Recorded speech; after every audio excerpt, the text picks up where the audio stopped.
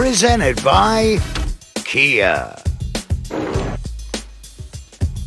Welcome to The Jump indeed. I am Rachel Nichols. I am alongside a pair of future Hall of Famers, Paul Pierce and Vince Carter. We are here for the next 3 hours to get you ready for the start of free agency at 6 Eastern, 3 Pacific. Now, because of the pandemic, we have our insiders scattered all around the country, and we can't have the pyrotechnics we're accustomed to, but have no fear.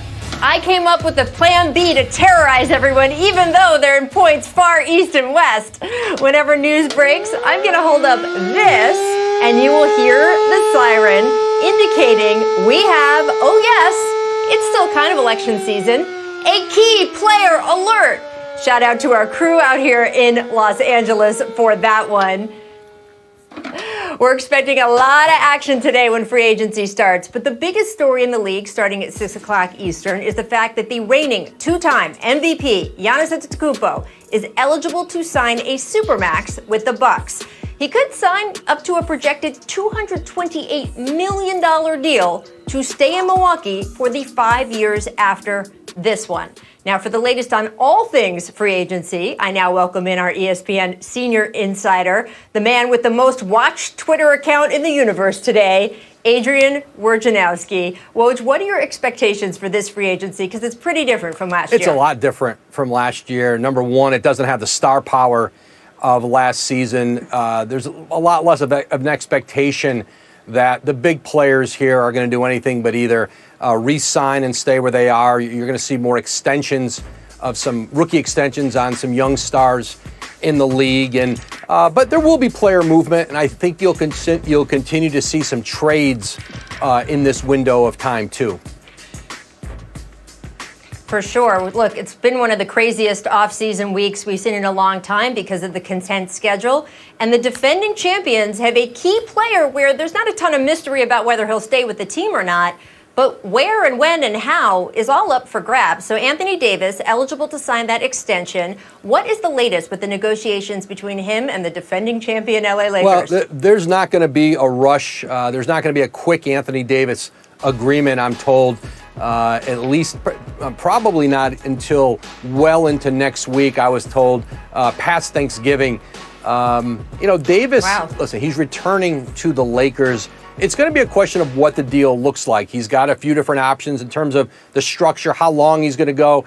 He can do like a 2+1, 3-year deal with an option after 2. That lines him up with LeBron James. They could be on the same be on the same trajectory at that point. So that's what he's going to talk to the Lakers about, he and Rich Paul, his agent, into the next week. I know Rich Paul will talk to Rob Pelinka tonight. He's got KCP, who's also a free agent there. But you saw LeBron James do this in Cleveland when he was on those 1-year deals, and you knew he was going back.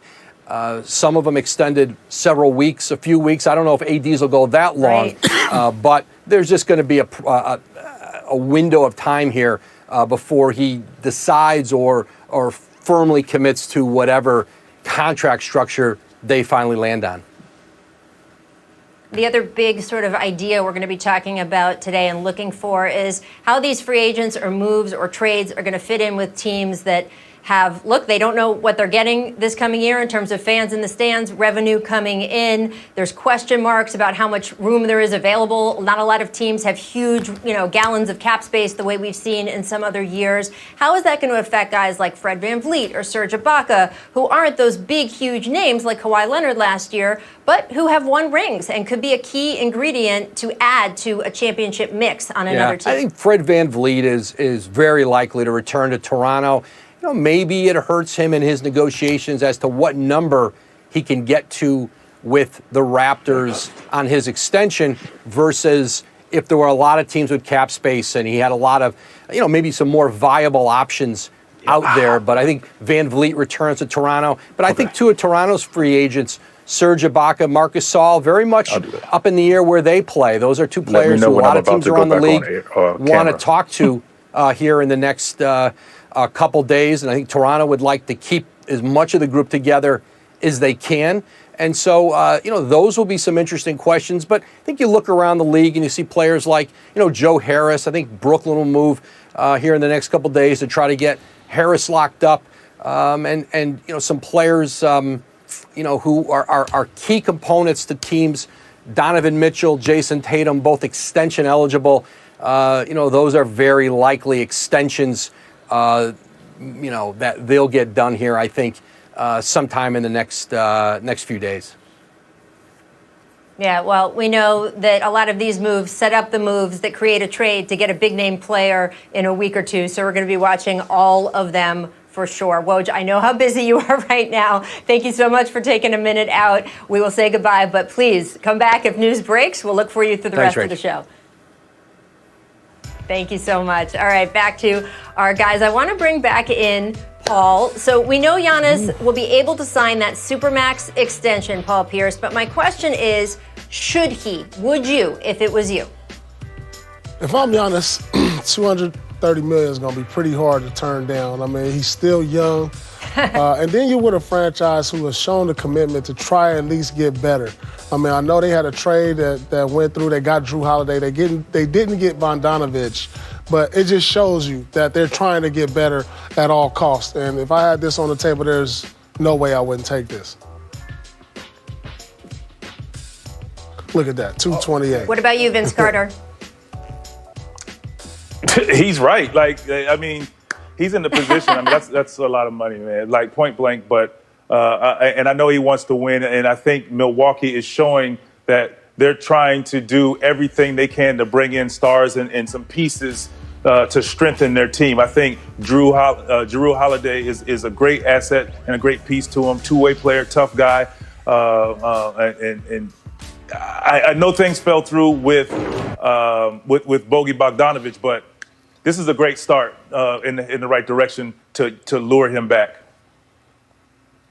Well, Amin Al-Hassan popping in with us as well right now. And look, I have never been in the position of having to accept or turn down $230 million, so I can't say for sure what I would do. But considering he could get the exact same amount of money next year, next offseason, considering that we have seen even players, if they get a significant injury like Kevin Durant tearing his Achilles and Brooklyn signing him to that max deal anyway, right out of the gate, knowing that he couldn't play for them for a year. So knowing that kind of situation, that insurance is out there if you get hurt, why would you sign this deal? Is that security, just you take it while you got it? Yeah, I think you talk about the security. Again, it's one thing to say Durant got the money anyway, but we also know that Durant's game is injury-proof in the sense that his height, his length, his shooting can allow him to kind of overcome an Achilles injury in a way that Giannis could not, because his game is so heavily based on athleticism and explosion. But I'm with you, Rachel. If the money's the same from the Bucks now or next summer, why not wait till next summer and then give yourself real options? And the thing is, when you throw up that graphic of what he could get from other teams versus what he could get with the Bucks, it fails to recognize that he probably wouldn't sign a 4-year deal. He'd probably sign a 2+1, opt out when he hits the 10-year mark, and then sign a new deal then with a higher slice of a bigger pie. And that's the big thing there, is that it's not quite 145 versus 230 or 228. It's a little bit more than that that he could get otherwise. And so you want to see if what the Bucks have done are these moves cosmetic? Are they moves that are going to move the needle, or are they just names that we got in here and we end up not being that much better than what we were before? Let me tell y'all something. Well, Paul, what do you think of this lineup? No, listen to this. No, listen. We're in an era right now. If you asked all the players in the league, would you rather have $230 million or a championship ring? I bet you 99% of them would say $230 million. Really? Take the money, secure the bag. Elite players. Top 10 players. It don't matter. Every player in the league. Every player in the league. You ask them right now. The money is so great now. Especially at that number 230. It's too great right now. Let's just be honest. The number has gotten too great. You know, when me and Vince played, our max was like 70, 80, which was a great number. But 230, come on, man. Give me 230, and y'all can have that ring. But Paul, if the money's waiting for you either way, what's the rush? Like you said, his game is not injury-proof. He breaks a leg, tears an Achilles. His game might not recover because he don't have the skill set that Durant has. Come on, we all know that. Just the honest truth right there. Y'all wanted it, you got it. Well, look, said I'm his name. operating in a world where, again, you talk to me or Amin, whose max salary never hit $70 million, Paul Pierce, just saying. $230 million is an insane number, but I'm Secure also the living bag. in a world where I just saw James Harden turn down a 2-year, $103 million extension. So I'm seeing guys, because, James basically has made about $300 million by the time this current contract he's on is going to be over, and saying, okay, I care a little bit more about winning. Anthony Davis had the chance to make more money with the Pelicans and still asked out to go to LA because he said, look, I do have a lot of money already in career earnings. I care more about winning. So it's not unprecedented, but I will say that the Achilles injury or something like that, the threat of that is real because we're seeing so many of these to key players. It's not just Kevin Durant. We learned yesterday, Hey, guys, Rachel. about Klay Thompson, right? Go ahead. I will add to this, to that part. What Paul is what he's saying is at the end, especially if you're a guy who's injury prone and you've had some injury that has put you out of contentions or just opportunities to win. Sometimes the best route is going to get that money. Our sport is guaranteed.